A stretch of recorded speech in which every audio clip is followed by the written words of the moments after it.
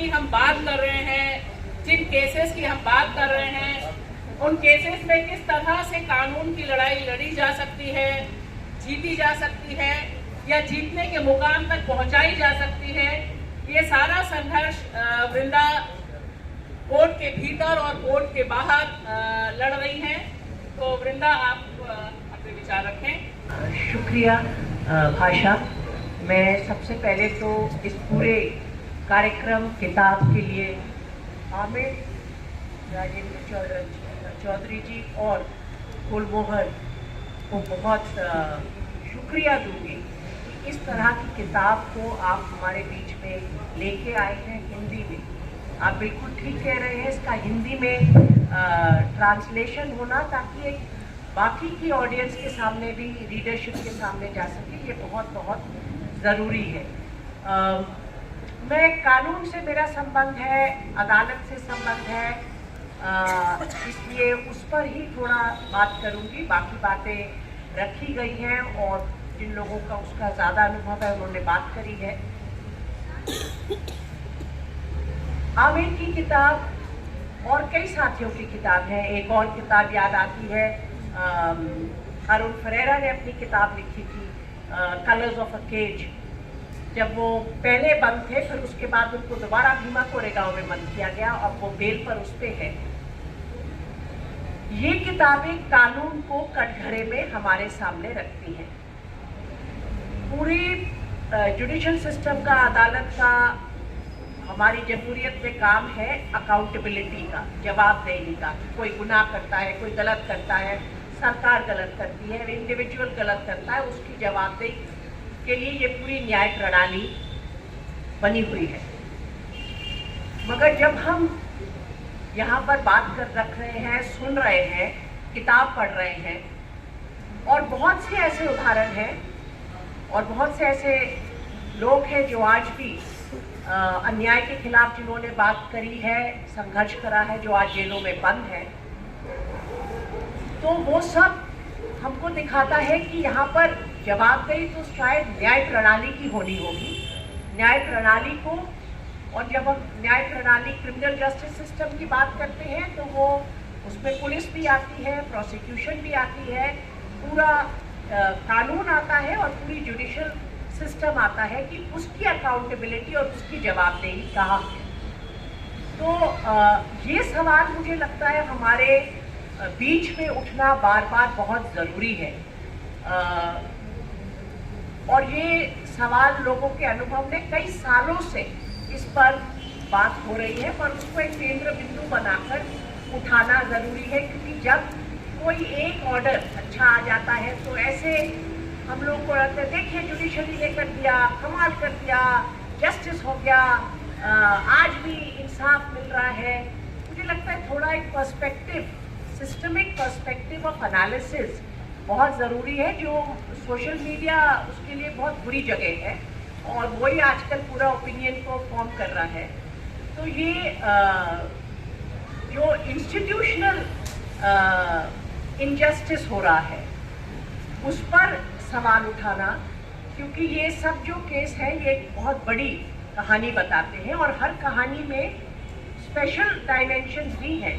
अभी मैं आमिर को मैं बहुत सालों से जानती हूँ, मुझे लगता है जब से आमिर अनहद में जब काम कर रहे थे तब से हम लोग, और फिर और जब मैं कुछ केसेस कर रही थी तो उसमें आमिर तो अब हमारे साथ जुड़कर उन केसेस में, क्योंकि उनको अदालत की भी समझ है, उनको मालूम है क्या क्या वहाँ संकट है, तो जब बहुत मुश्किल केस करते हैं तो आमिर अब हमारे साथ जाते हैं मदद करने के लिए। तो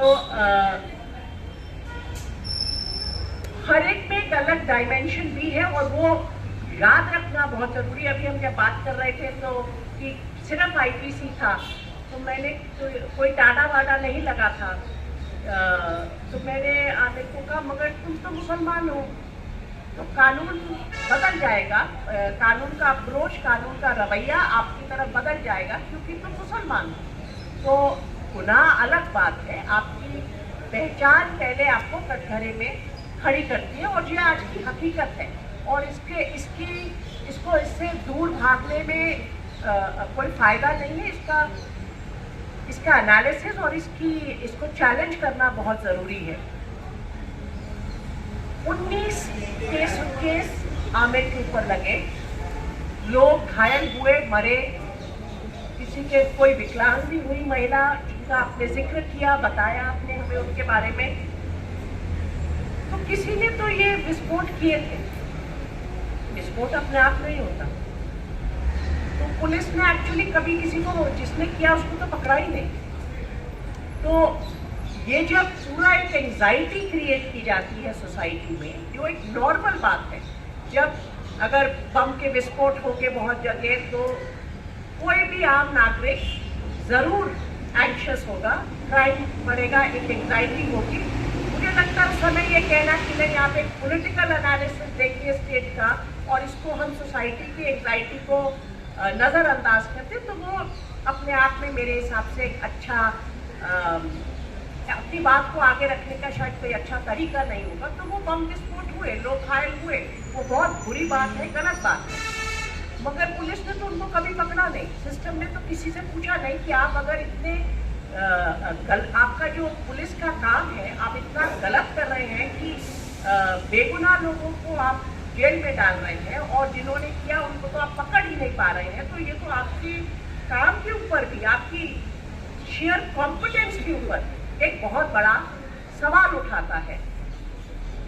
पुलिस का जो एक इम्प्यूनिटी है, यहाँ पर बात हो रही थी कि कुछ तरीके से हालात बेहतर हुए, मुझे लगता है कुछ तरीके से शायद कुछ जगहों पर सोच में ज़्यादा सफाई आई है। मैं ये नहीं मानूंगी कि सोसाइटी में, समाज में एक बदलाव आया है और समाज मानती है आज की पुलिस बेगुनाहों को अंदर रख रही है। मुझे लगता है हमसे शायद परिचित हमारे दोस्त इस बात को शेयर करते हो, मगर अगर आप अपने नेबरहुड में देखें या अपने पड़ोस में या अपने एक्सटेंडेड फैमिली व्हाट्सएप ग्रुप में देखें, तो ऐसा कोई बदलाव नहीं है समाज में। समाज में आज भी ये है कि भाई पुलिस ने पकड़ा तो ठीक ही पकड़ा होगा, और ये कॉन्ट्रडिक्शन उनके दिमाग में रह सकती है। ऐसा नहीं है कि ये कोई लीनियर अंडरस्टैंडिंग किसी के दिमाग में ज़रूरी है। पुलिस की जो इम्प्यूनिटी है वो ज़रूरी है इस तरह की पॉलिटिक्स स्टेट के, राज्य के करने के लिए, और वो इम्प्यूनिटी बहुत देर से उसने घर कर रखा है, उसकी कोई जवाबदेही नहीं है। ये पहला केस नहीं है और ये आखिरी भी अनफॉर्चुनेटली नहीं है।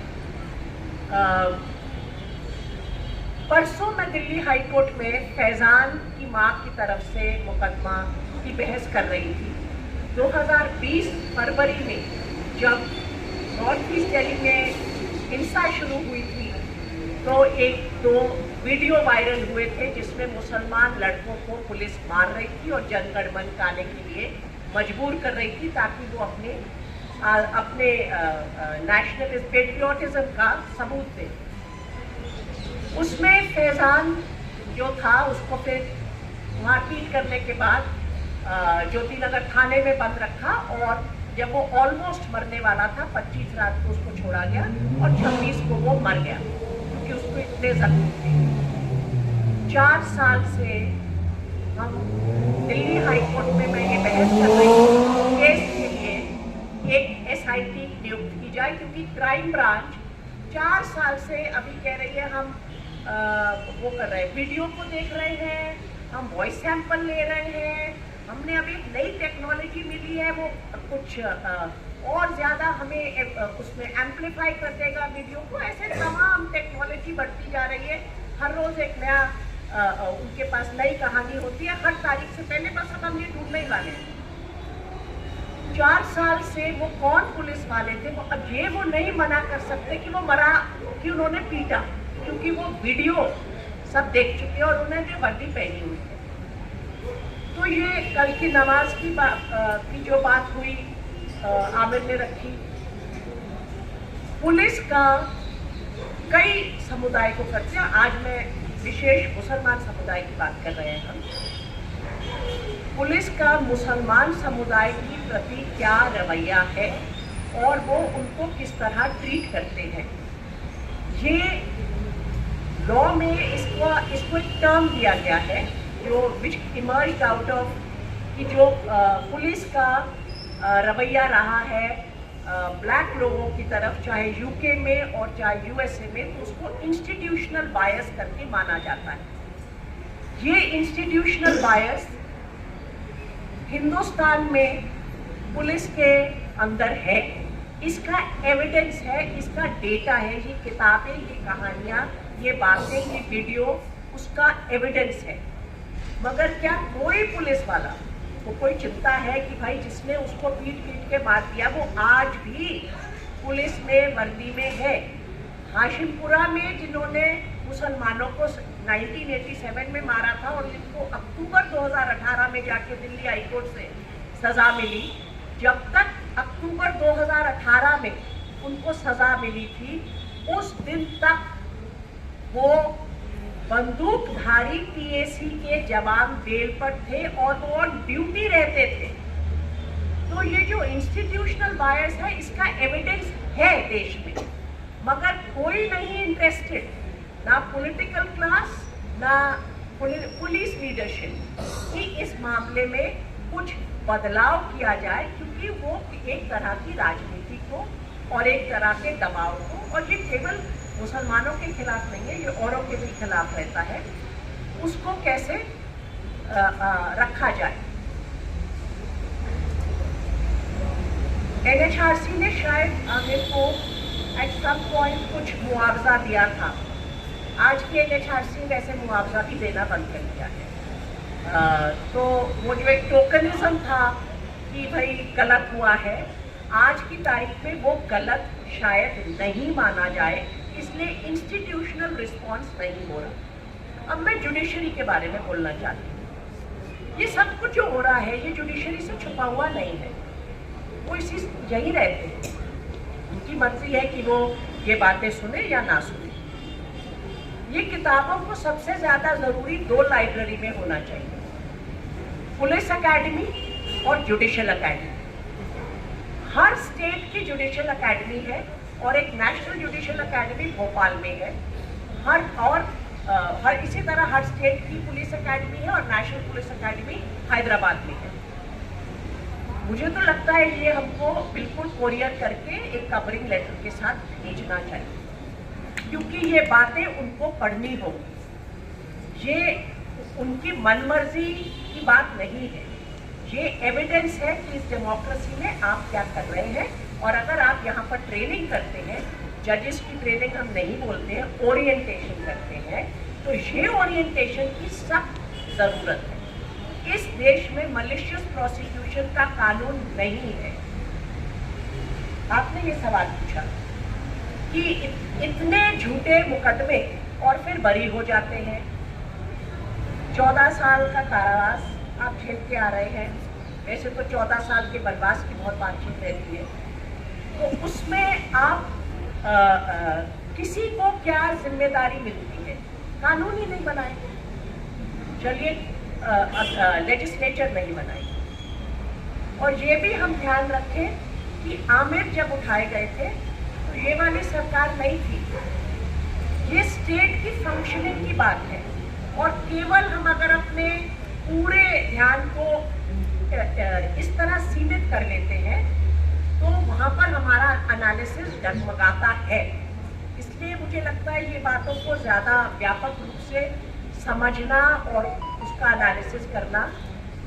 मुजम्मिल हमारे साथ यहाँ बीच बैठे हैं, अगर इस देश के लोगों ने कश्मीर पर ध्यान दिया होता तो जो पैलेट गन चली थी अब किसानों पर, वो पैलेट गन बहुत बार 2 दशक पहले कश्मीर में बार बार चली, हम लोगों ने एतराज़ नहीं किया, जुडिशरी चुप रही। मलिशियस प्रोसिक्यूशन का कानून वो नहीं लाते हैं। जुडिशरी के सामने लोग अक्षरधाम में जो बरी हुए डेथ रो में रहकर, जब उन्होंने लगाया कि हमें मुआवजा दिया जाए और जिन्होंने ये किया उनको अकाउंटेबल किया जाए, उनके केस को सुप्रीम कोर्ट ने डिसमिस किया था।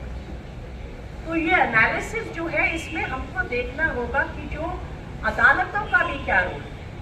अगर पुलिस पर कोई रोक लगा सकता है तो वो केवल अदालत है, और अगर अदालत मानती रहेगी कि स्टेट जो कह रहा है वो सच है और सही है, क्योंकि आपका पूरा क्रिमिनल जस्टिस सिस्टम, और इससे मैं अपनी बात को ऑलमोस्ट खत्म करूंगी, आपका पूरा क्रिमिनल जस्टिस सिस्टम किस बुनियाद पे खड़ा होता है, उसमें एक अजम्पशन है और वो उस अजम्पशन के बिना काम नहीं कर सकता कि स्टेट गुड फेथ में काम करेगा, स्टेट जो इन्वेस्टिगेशन करेगा वो सही होगी, जो चार्जशीट फाइल करेंगे वो सही होगी, इसलिए हम उसको ठीक मानकर उसके ऊपर पे केस चलाते हैं। जब आपका पूरा एविडेंस दिखा रहा है कि गुड फेथ से स्टेट की एजेंसीज काम नहीं कर रही हैं, तो कहीं ना कहीं इस सोच को बदलना पड़ेगा। और अगर उससे सिस्टम में वो सब में लोगों को परेशानी होगी कि फिर कैसे चलेगा, तो वो एक बहुत बड़ा सवाल आज देश के सामने खड़ा हो चुका है और देश के कई हिस्सों ने उसको बहुत टाइट से झेला है। आज वो बिल्कुल केंद्र में आकर हमारे बीच में वो सवाल आकर खड़ा हो गया है। साईं बाबा 10 साल बाद निकले हैं क्योंकि केस में कुछ एविडेंस नहीं था। भीमा कोरेगांव के कई साथी मई 2018 से आज भी बंद हैं। जो एविडेंस उसमें है वो इसी तरह का है और वकील बोल के थक गए हैं कि वो एविडेंस इनएडमिसिबल है। आप एक दिन बोलोगे अदालत में कि इस पर किसी को सजा नहीं दी जा सकती, मगर अदालतों को भी ये बात मालूम है। ये सब तो नहीं कि मुझे कोई चीज़ समझ में आ गई जो मेरे से कहीं ज़्यादा जानकार लोगों को नहीं समझ में आ रही है, मगर एक रुख है कि भाई कुछ तो होगा और स्टेट कह रहा है। और ये प्रॉब्लम है कि यहाँ पर देश में आज भी सिटीजन और ह्यूमन बीइंग का जो तवज्जो दिया जा रहा है वो स्टेट से कम है, और वो चुनौती बहस करके एक जमहूरियत में एक बात को बदलने की है। तो एक और बात पे आपका ध्यान ले जाना चाहती हूँ कि बहुत सारी बात आजकल जुडिशरी में और अदालतों में टेक्नोलॉजी को लेके हो रही है, क्योंकि लग रहा है कि मैं टेक्नोलॉजी के खिलाफ नहीं हूँ। मुझे तो बहुत अच्छा लगता है कि मुझे अदालत में जाना है, सिर्फ अपना आईपैड लेके फाइलें मुझे उठा के थक गया हूँ। मैं बिल्कुल टेक्नोलॉजी के खिलाफ नहीं हूँ, मगर टेक्नोलॉजी इंसाफ नहीं दिलवाई और टेक्नोलॉजी कई लोगों को डिजिटल डिवाइड के कारण पिछड़ाएगी। हमारे जैसे वकीलों के पास रिसोर्सेज है, इसलिए हमें अच्छा लगता है। एक बात आमिर ने बताई, किस तरह उनके वालिद हर तारीख पर, चाहे वो केस कहीं भी हो रहा है, सुबह से लेके रात तक दोपहर शाम तक वेट करते थे जब तक जेल वैन वापस नहीं जाती। बार बार मीटिंग्स होंगी और उन मीटिंग्स में कहा जाता है बीसी के थ्रू अक्यूज्ड का अपीयरेंस कराइए, it's more effective, it's very efficient. और कितना मैन पावर और रिसोर्सेज कम हो जाएंगे। पुलिस वाले आने पड़ते हैं, हर बंदी को अदालत ले जाने के लिए पुलिस वाला चाहिए। अगर QATA कोटा जैसा है तो ज़्यादा पुलिस वाले चाहिए। एक जेल वैन आएगी, उसकी जगह लगाइए एक वीडियो और लगाइए वहाँ जेल में, उसको खड़ा कीजिए, इधर वकील इधर से देख लेगा, जज देख लेगा और हियरिंग फटाफट हो जाएगी, किसी की वेटिंग नहीं करनी। और कितना सारा स्टेट रिसोर्स देखिए हम सेव कर लेंगे। ये स्टेट रिसोर्स वैसे है किसके लिए, ये किसके लिए हम बचा रहे हैं? वो मुलाकात जो सिर्फ वो तारीख पे हो पाती है, जो मुलाकातें जेल में होती हैं वो देखने लायक है, वो मुलाकात कितनी जरूरी होती है। ये जब हम टेक्नोलॉजी के जाल में बहुत खुश होके कूद रहे हैं आजकल, और अदालतों को लग रहा है कि टेक्नोलॉजी ने अचानक वकील पेश हो, टेक्नोलॉजी से कोई प्रॉब्लम नहीं है, बहुत अच्छी बात है एक्चुअली।